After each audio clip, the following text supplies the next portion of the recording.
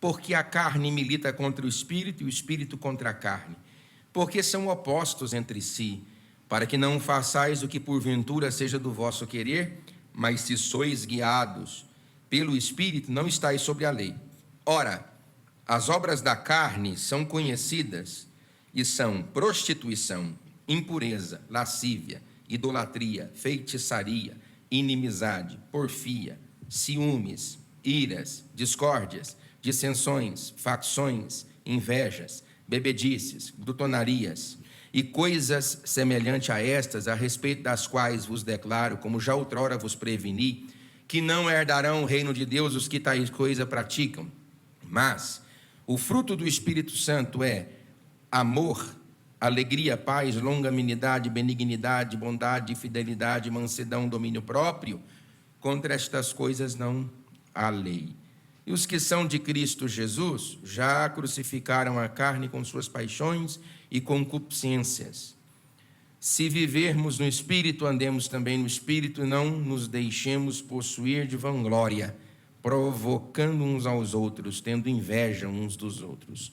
Podeis assentar, dando glória a Deus. O que eu preciso saber hoje é que se o concílio de Jerusalém tivesse sido eventualmente realizado antes da produção literária dessa epístola, provavelmente grande parte dos temas abordados por Paulo à igreja da Galácia do Sul não estariam expostos aqui nesta carta. O grande dilema é a liberdade cristã.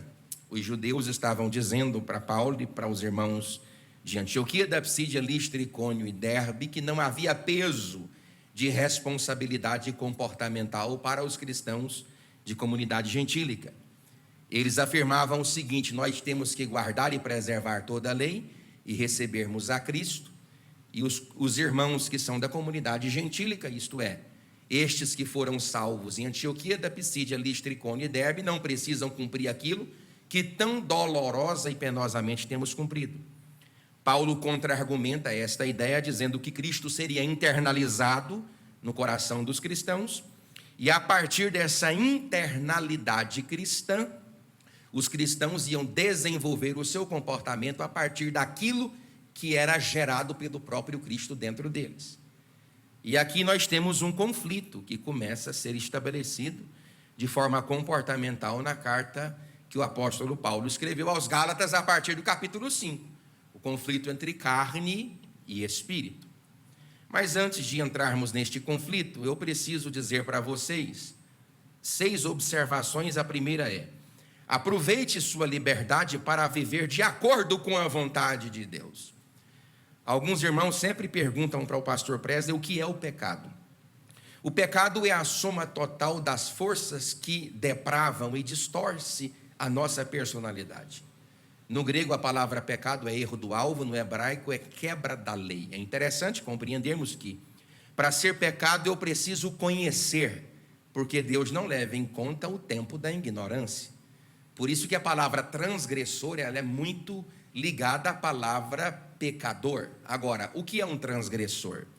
Transgressor é qualquer que seja o indivíduo que, sabendo o que é pecado, peca embora saber. Ele peca voluntariamente. Então Paulo está dizendo: aproveite a sua liberdade para viver de acordo com a vontade de Deus.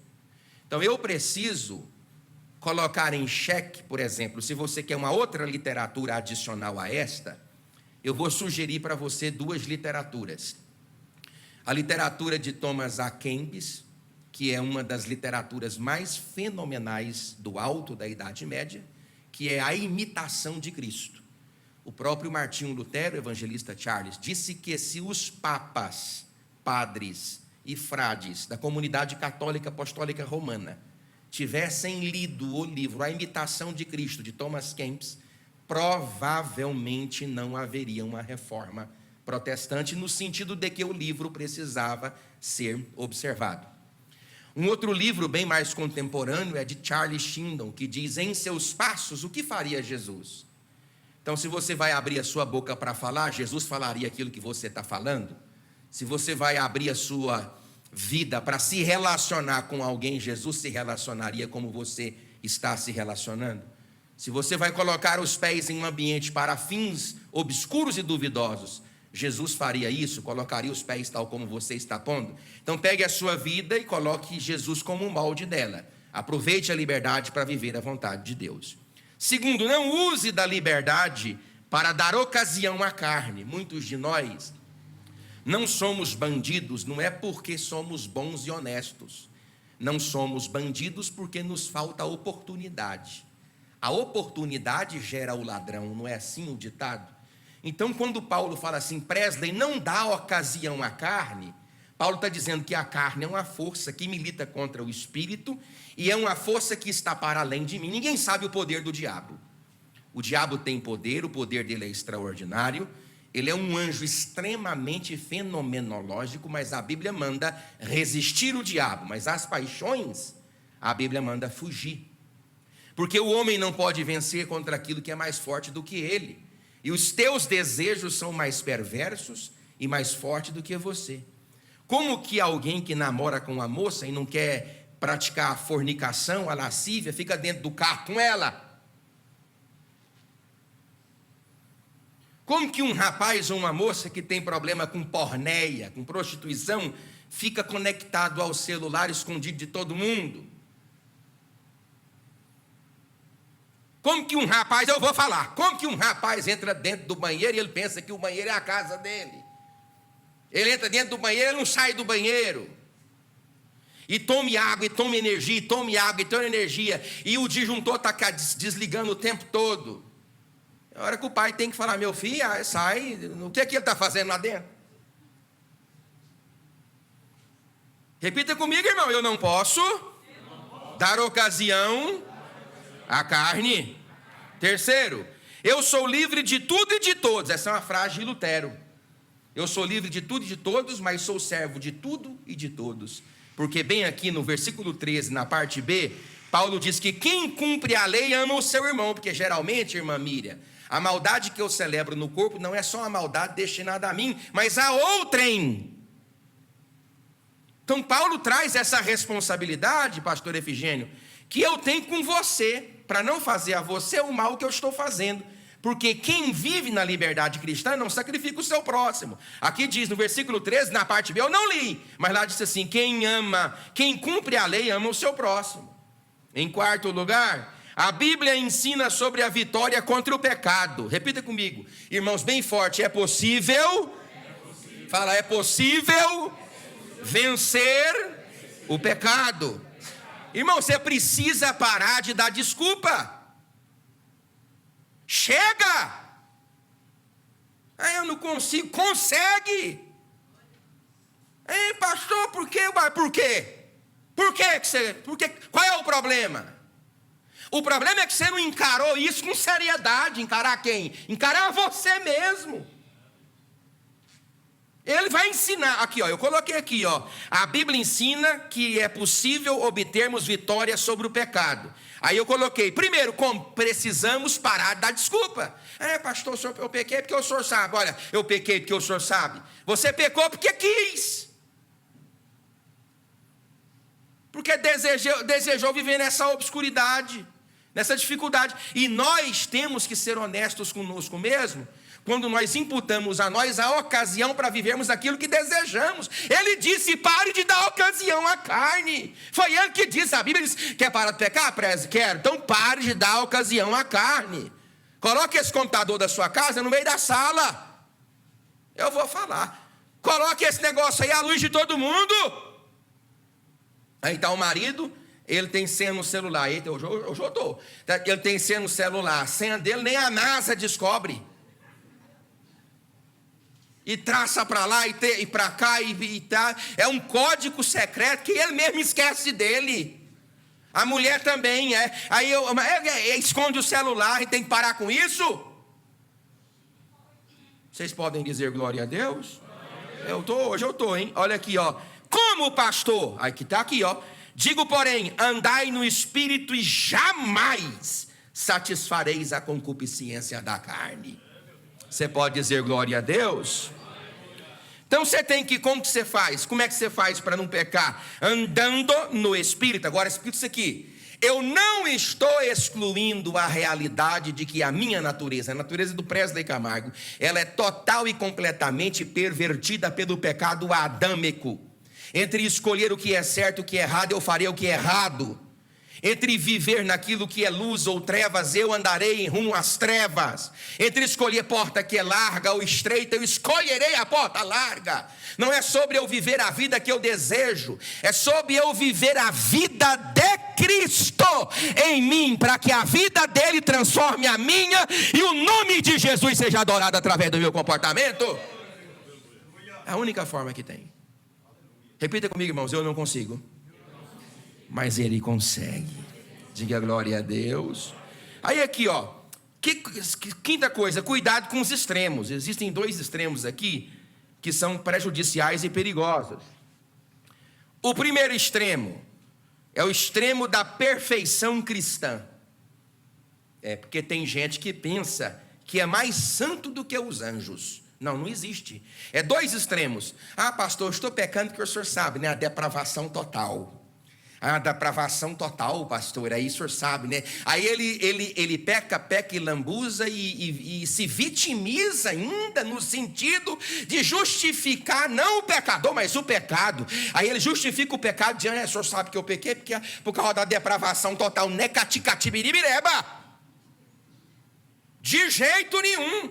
Tem um poder extraordinário aqui, irmãos, que sempre transformou caos em luz. Ele sempre transformou o caos em luz. Bereshit bara Elohim veret het shamayim veret haharetes. Verhaharetes vaietat tohu vahovu verosher al pnei derrome. Veruach, o Espírito Santo. Veruach Elohim merahefet al pnei ramai. A terra era sem forma e vazia, mas o Espírito de Deus se movia sobre a face das águas. A primeira vez que o Espírito Santo apareceu foi para trazer luz e estabilidade no caos. A primeira vez que o Espírito aparece no Novo Testamento é para gerar no ventre de uma donzela Jesus Cristo de Nazaré, Deus de Deus, luz de luz, igual com o Pai, gerado, não criado, consubstancial a Ele e de natureza teantrópica. Esse mesmo Espírito está aqui nesta noite para gerar no seu coração o poder do Espírito e da glória e o unigênito do Pai na sua vida. Ele disse andai no Espírito. A primeira coisa que ele fez no Gênesis foi transformar o caos em luz.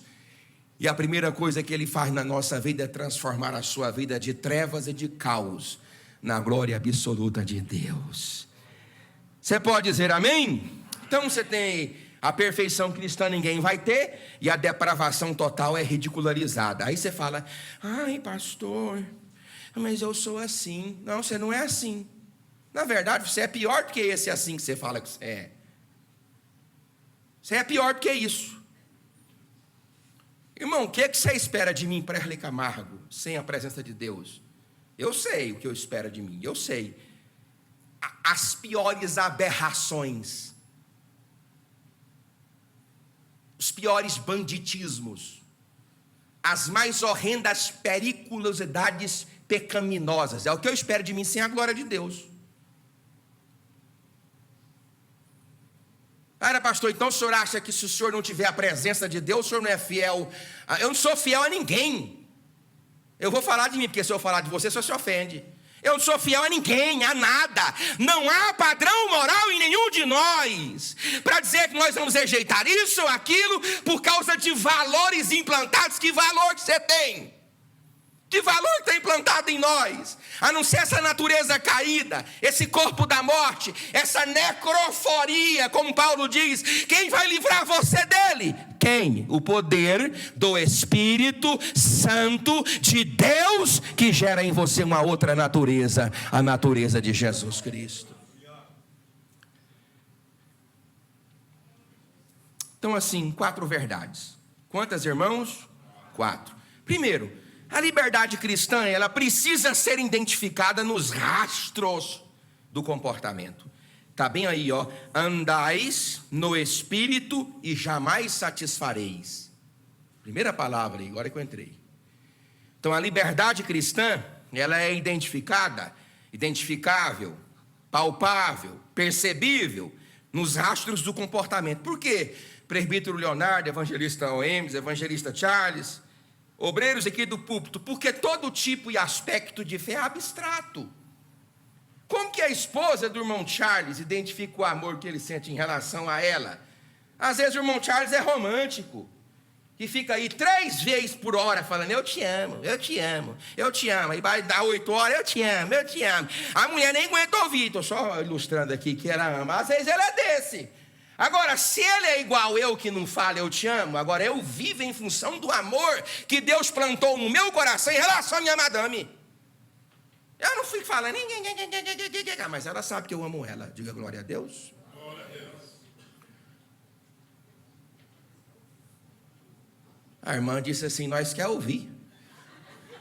Agora eu vou lhe dizer uma coisa aqui, irmã Edna, porque foi muito bom você falar. Muito melhor do que ouvirmos acerca de um sentimento que alguém supostamente tem por nós, é vermos este sentimento sendo concretizado em atitudes sólidas e de transformação de vida. Então eu preciso demonstrar essa fé. Por isso que Tiago falou para os antinomistas. Vocês ficam falando que tem muita fé e não fazem nada. Eu falo muito mais da fé que eu creio fazendo do que vocês falando. Ele falou para antinomistas. Então está falando aqui, a liberdade cristã precisa ser identificada nos rastros do comportamento. Segundo lugar, a liberdade cristã conflita com os desejos da carne. E essa palavra conflita aqui, o presbítero Éder, é fazer guerra contra. É uma expressão reincorporada pelo apóstolo Paulo a partir de implicações militares. Meu amigo, agora olha aqui para mim, tu já viu uma luta romana? Tu já viu como que se lutava uma corte, uma centúria, uma legião romana? Você já viu quais eram os aspectos militares e bélicos de uma legião romana? É a palavra que ele emprestou para dizer. O negócio é sanguinário, é tenso, é escuro, é sombrio. A luta da carne contra o espírito. Então a liberdade cristã, ela conflita com os desejos da carne. Milita contra o espírito.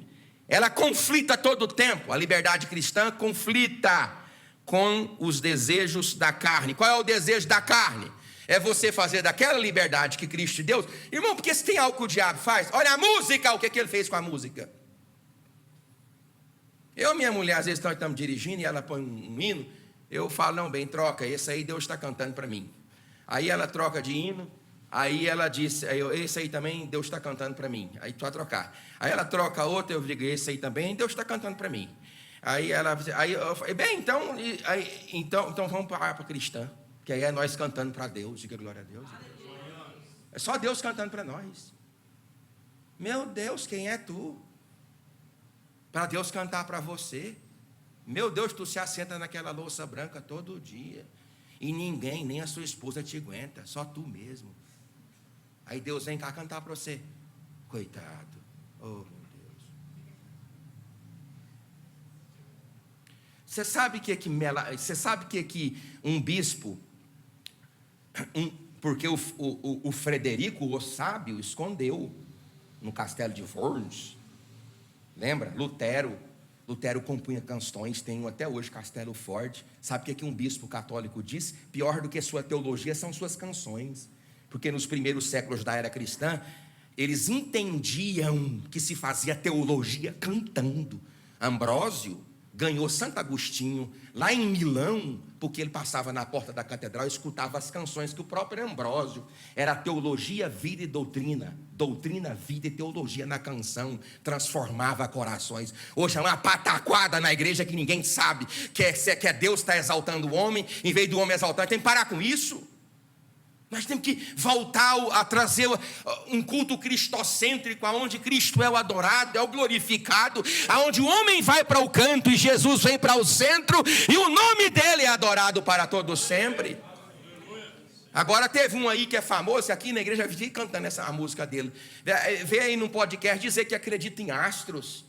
Aí o homem perguntou um texto bíblico, aí o texto bíblico, ele disse, você não viu quando os discípulos foi procurar, os magos foi procurar Jesus, ele não olhou para os astros? Aí você já pensou, rapaz, Meu Deus, que teologia furada é essa, meu pai? E a igreja chora, acha bom. Não, nós precisamos voltar ao poder do Espírito Santo de Deus, revelado através desta palavra. A liberdade cristã não pode ser ameaçada pela carne, para que não façais o que porventura seja do vosso querer. Em quarto lugar e último, pecados estão alinhados àquilo que eu desejo. Por isso que a vida cristã é uma vida de sacrifício. Porque o próprio apóstolo Paulo reincorporou no Novo Testamento a ideia veterotestamentária. Rogo-vos, irmãos, pois, irmãos meus, que apresenteis o vosso corpo por sacrifício vivo, santo e agradável a Deus, que é o vosso culto racional. Então explica, Paulo, como? E não vos conformando com este século, mas transformando pela renovação da vossa mente, metanoia, para que experimenteis, metamorfose, a boa, perfeita e agradável vontade de Deus.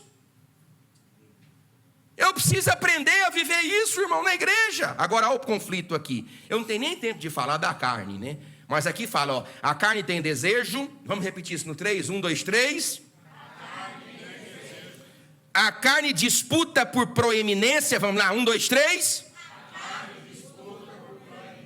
Aí eu coloquei, a carne se alimenta quando você alimenta aquilo que você deseja.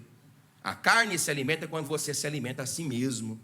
Agora, para dar nome aos bois, ele ajudou, sabe? O apóstolo Paulo ajudou, porque esse negócio de luta de carne contra o espírito fica uma coisa assim meio platônica, bem naquele universo abstrato, você não sabe o que é. Aí ele vai e ajuda, ele traz uma lista de pecados que são pecados carnais, da natureza humana. De qual natureza? Da nossa natureza. São pecados típicos, característicos, entranháveis, relacionáveis, que estão dentro de nós. Aí ele categorizou isso aqui, evangelista Oemes e presbítero Edson, em 4 níveis de pecados. O primeiro pecado de natureza sexual.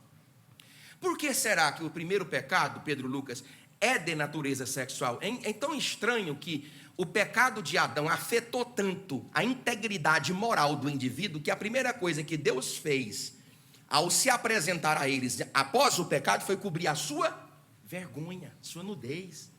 É um pecado vexatório. 3 coisas derrubam um homem, está mais que provado hoje: sexo, poder e dinheiro. Sexo, poder e dinheiro. Então, os primeiros pecados que Paulo trabalhou aqui foram os pecados de natureza sexual, que são pecados morais. Segundo os pecados, pecados de natureza religiosa, que são também pecados espirituais. A terceira categoria de pecados, pecados de ordem nos relacionamentos, que são pecados de natureza sociais. E os últimos pecados, pecados por falta de domínio próprio, que são pecados contra si mesmo. Mas quais são os pecados de natureza sexual? Ora, as obras da carne, eu nem li lá em cima, né, o resto. Eu tenho aqui, ó, aqui lá em cima, porque assim, deixa eu só falar isso aqui, irmãos. Repita comigo, andai no Espírito. Repita comigo, andai no Espírito.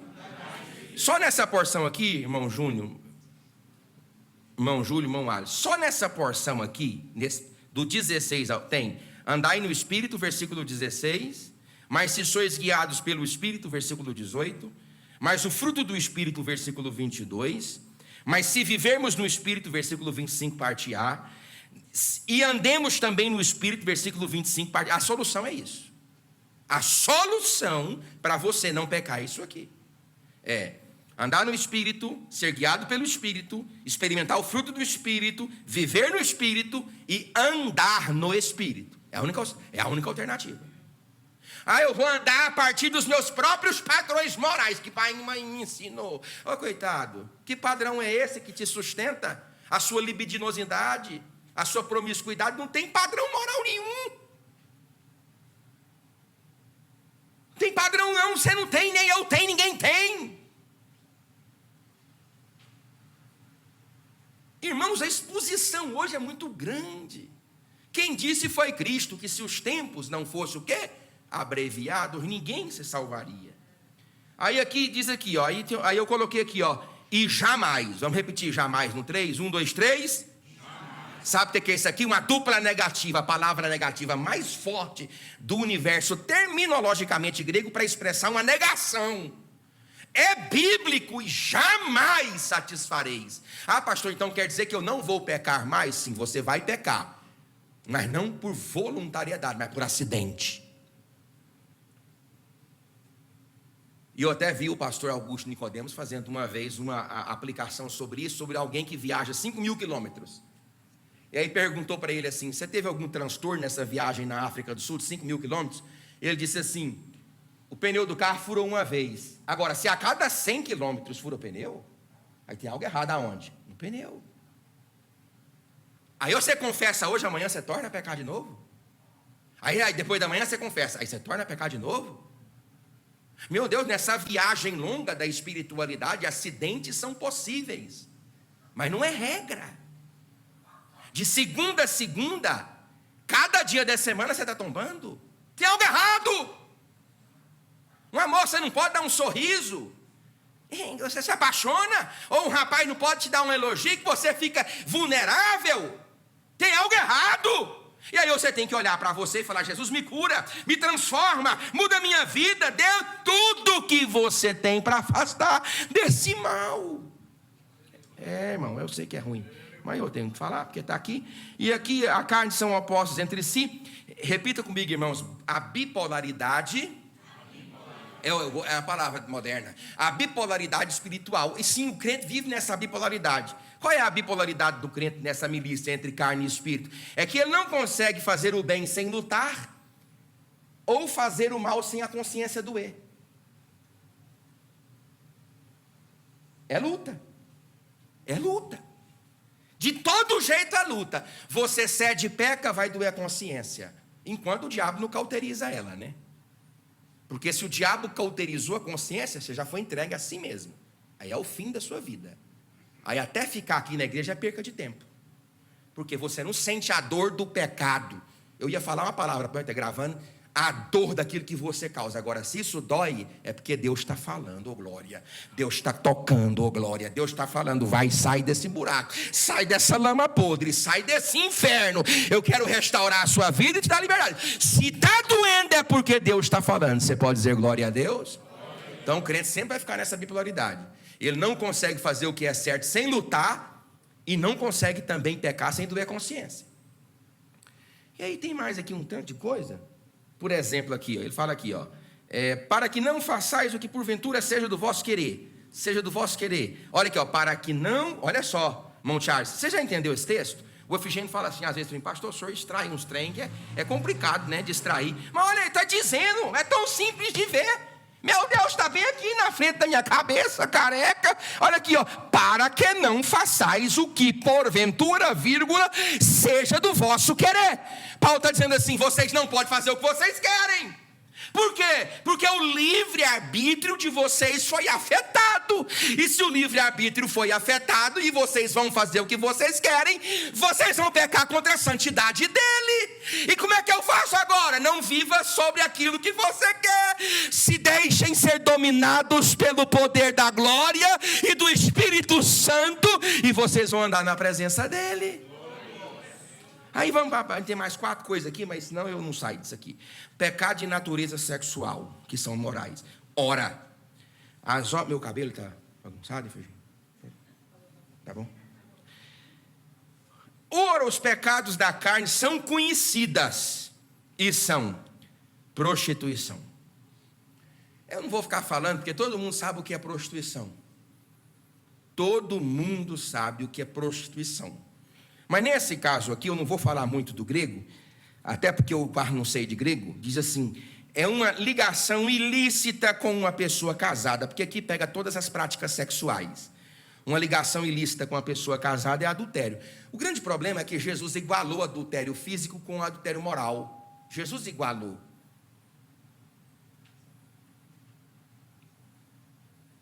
Por que Jesus iguala o adultério? Porque a lei, Lucas, olha que coisa engraçada, olha que legitimidade a lei dava.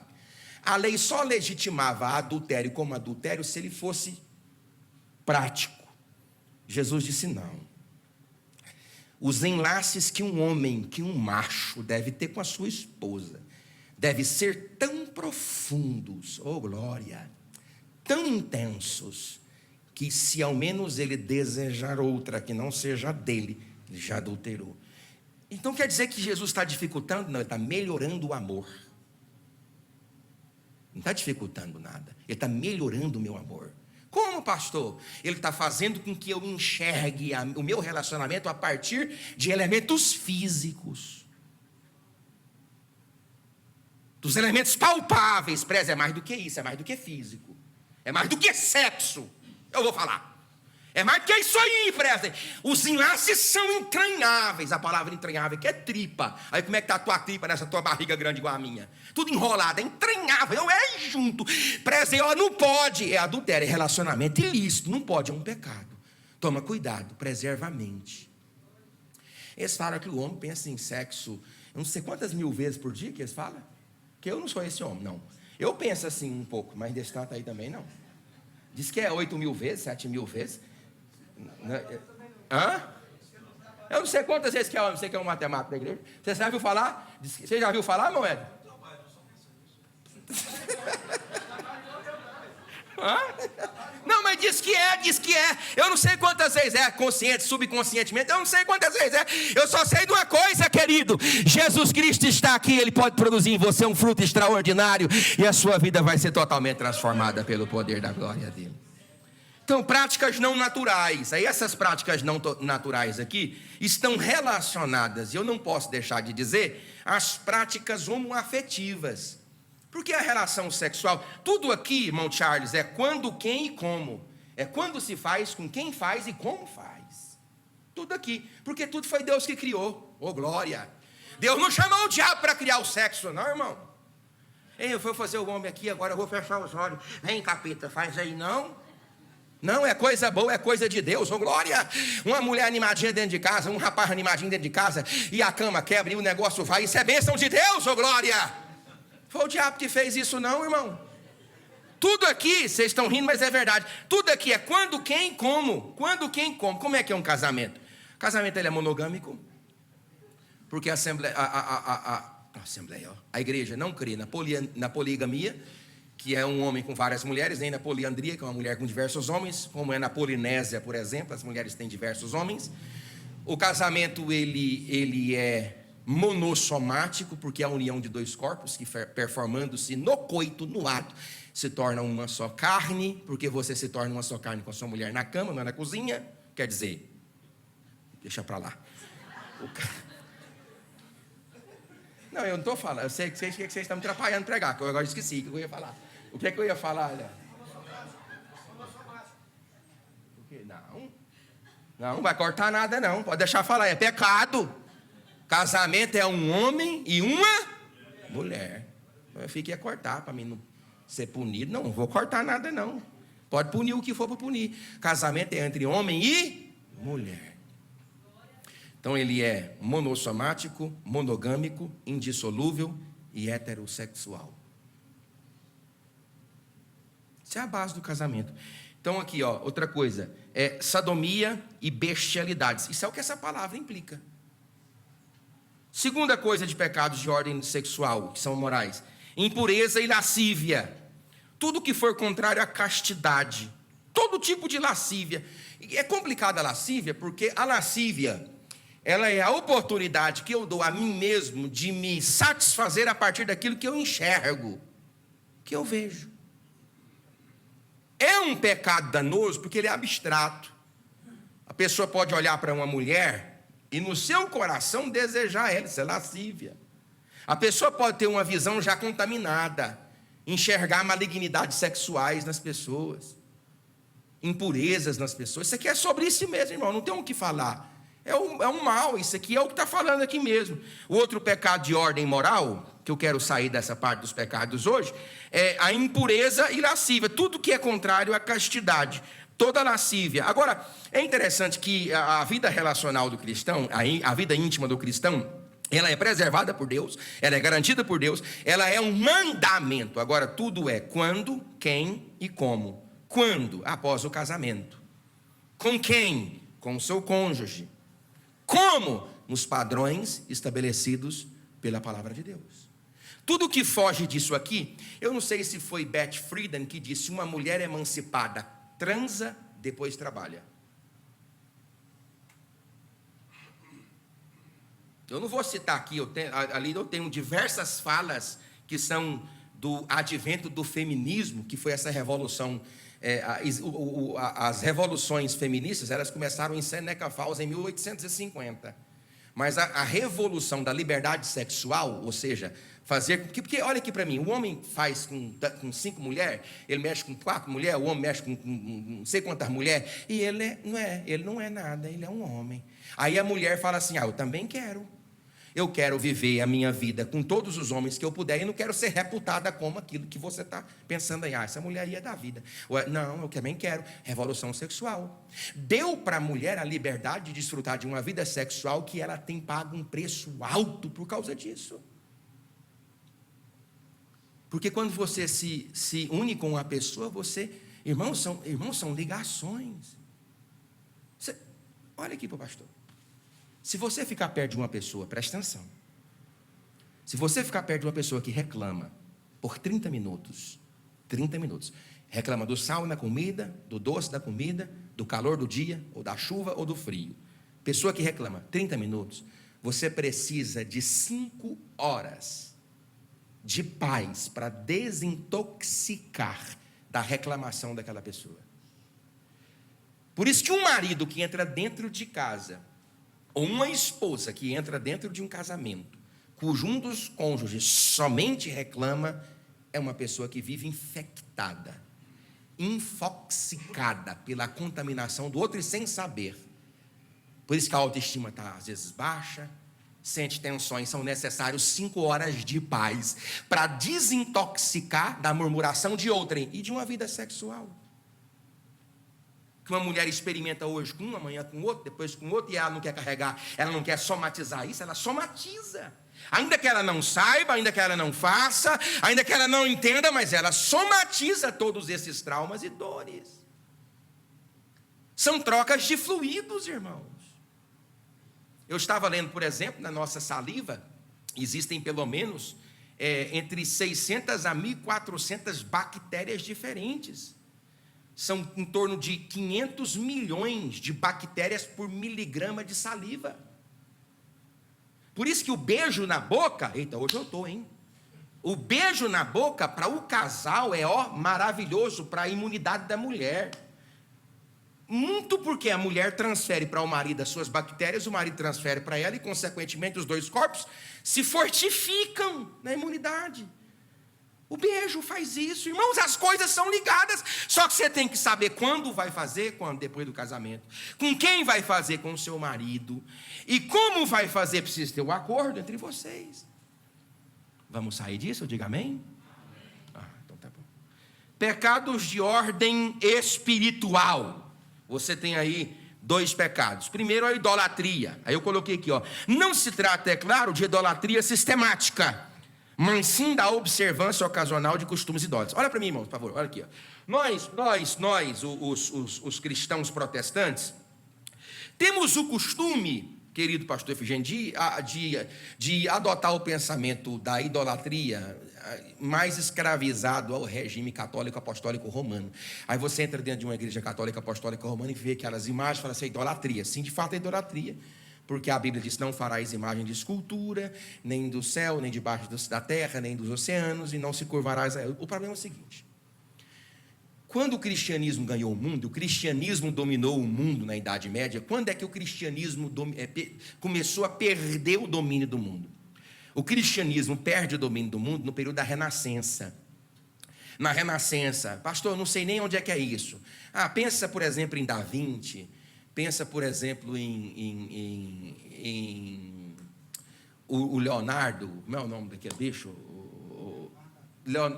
Da Vinci, Leonardo da Vinci, Michelangelo, que o pietou a Moisés, aquela estátua lá, de quase 8 metros de altura, quando ele pietou, ficou com 6 metros de altura, 40 homens para carregar, durante uns passinhos assim de alguns metros, levou mais de 10 dias para carregar. E aí perguntaram para Michelangelo, como é que você conseguiu pietar uma estátua fabulosa dessa? Ele disse, eu sempre vi a estátua lá, eu só tive que tirar a sobra.